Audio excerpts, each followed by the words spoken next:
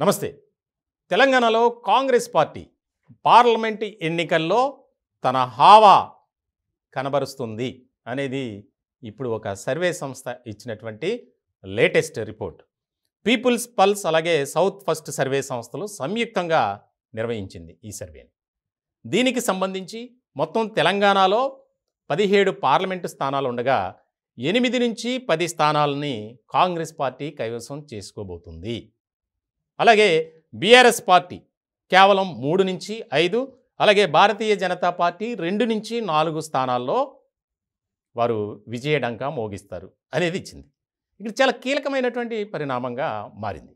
ఇప్పటికే గులాబీ పార్టీలో ఒక అంతర్మదనం ప్రారంభమైంది. గత ఎన్నికల్లో వచ్చినటువంటి ఫలితాలను ఆధారంగా చేసుకొని దానిపై పోస్ట్ మార్టం కూడా నిర్వహించారు.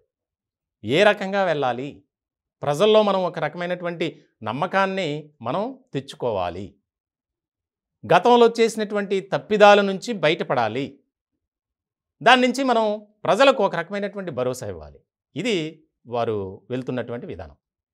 కానీ అది సక్సెస్ అవుతుందా అంటే అంతంత మాత్రమే. ఎందుకనంటే గతంలో 10 ఏళ్ల పాటు అంటే 2 పర్యాయాలు అధికారంలో ఉంది బీఆర్ఎస్ పార్టీ.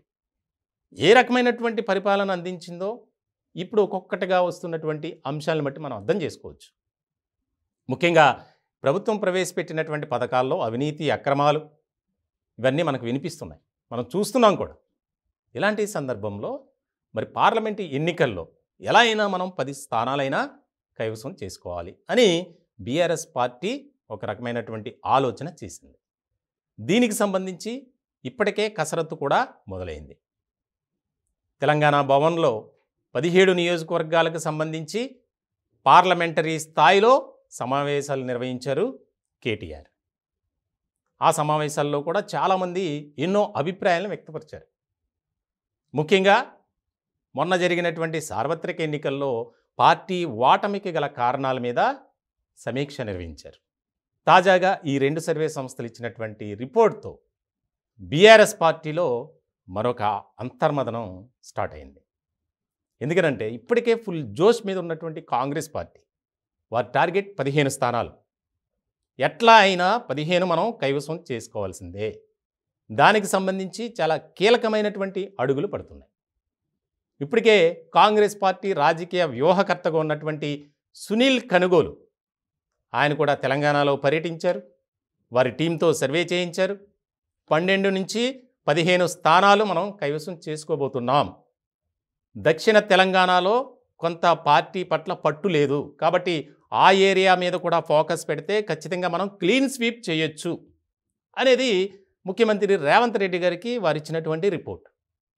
ఇలాంటి సందర్భంలో మనం చూస్తున్నాం people's pulse, south first survey సంస్థలు ఇచ్చినటువంటి రిపోర్ట్ ఏ విధంగా ఉందనేది. కాంగ్రెస్ 8 నుంచి 10 స్థానాలు, బీఆర్ఎస్ 3 నుంచి 5 స్థానాలు, భారతీయ జనతా పార్టీ 2 నుంచి 5 స్థానాలు. షేర్ అంటే ఓటు షేర్ కూడా చూస్తే కాంగ్రెస్ 40%, బీఆర్ఎస్ 31%, బీజేపీ 23% రావచ్చు అనేది. మనం గత ఎన్నికలు ఒకసారి చూస్తే కనుక 2019లో జరిగినటువంటి పార్లమెంట్ ఎన్నికల్లో బీఆర్ఎస్ పార్టీ 9 స్థానాలు కైవసం చేసుకుంది. అప్పుడు అధికారంలో ఉంది కాబట్టి వారికి అన్ని స్థానాలు వచ్చాయి. అప్పుడు 41%తో ఉంది. ఆ 41% కాస్త 10%కి దిగి 31కి ఉండొచ్చు అనేది ఈ సర్వే సంస్థలు ఇచ్చినటువంటి రిపోర్ట్. అలాగే గతంలో 2019లో కాంగ్రెస్ పార్టీ 29%తో 4 పార్లమెంటు స్థానాలని కైవసం చేసుకుంది. ఇప్పుడు ఇది 40%కి పెరిగింది. అంటే 8 నుంచి 10 స్థానాలు కైవసం చేసుకోవచ్చని ఈ 2 సర్వే సంస్థలు సంయుక్తంగా ఇచ్చినటువంటి రిపోర్ట్. అలాగే భారతీయ జనతా పార్టీ గతంలో 4 స్థానాలని కైవసం చేసుకుంది. అంటే 19%తో ఇప్పుడు కూడా ఓటు షేర్ అయితే అంటే పర్సెంటేజ్ పెరుగుతుంది, 23కి వచ్చింది. కానీ భారతీయ జనతా పార్టీ 2 నుంచి 4 మాత్రమే సాధించుకోవచ్చు అనేది ఈ సర్వే సంస్థలు ఇచ్చినటువంటి రిపోర్ట్. మొత్తానికి చాలా కీలకంగా దీనిపై చర్చ జరుగుతుంది.